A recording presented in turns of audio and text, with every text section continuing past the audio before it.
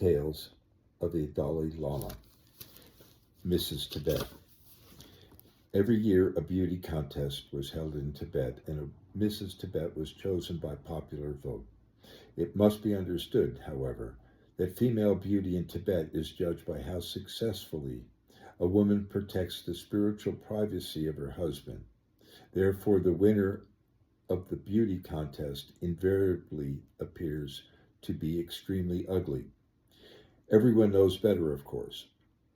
They know from the merriness of her husband when he occasionally goes out for a stroll that his wife's ugliness is only a sham, and that once sequestered with him behind the walls, she becomes transformed into the loveliest of women. But they also appreciate that her beauty comes from the complete devotion to the spiritual peace of his household.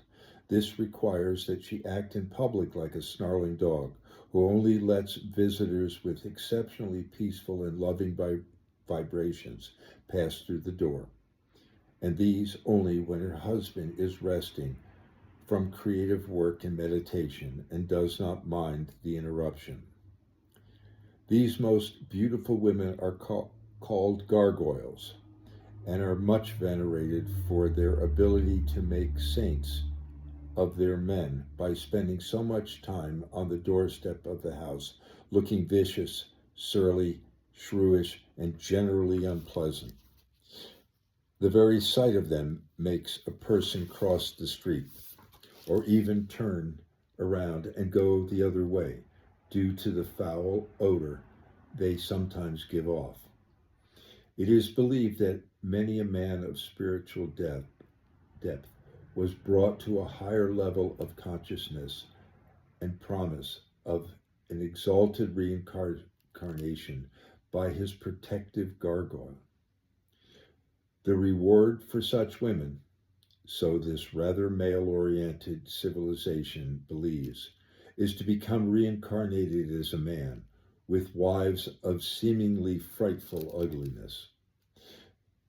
The Dalai Lama was only 3 years old and had just assumed the throne when he was asked to crown Mrs. Tibet of 1940.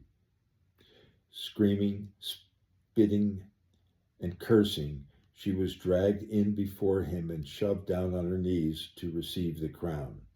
3 strong monks had to restrain her. A gag was stuffed in her mouth to shut her up long enough to allow the terrified baby king to place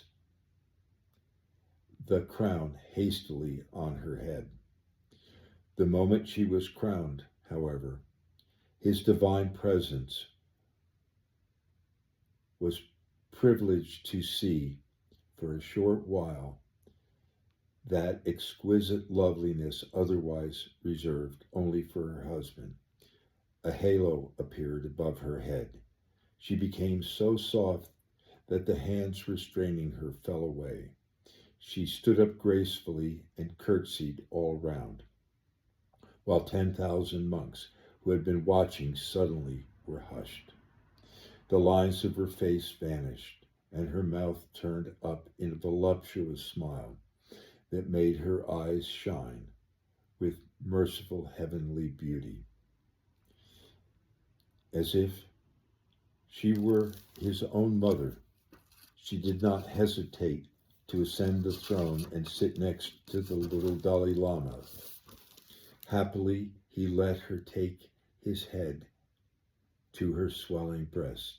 She stroked his hair until he fell asleep. He was awakened by the regent to find himself in his own bed, propped up on pillows and smelling of milk and mother's hair.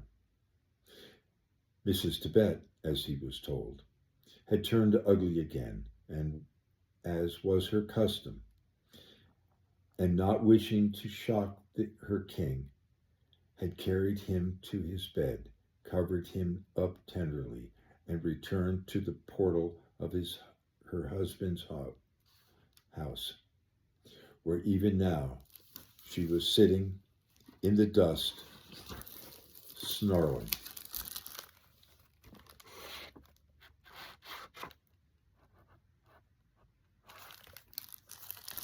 Tales of the Dalai Lama by this guy.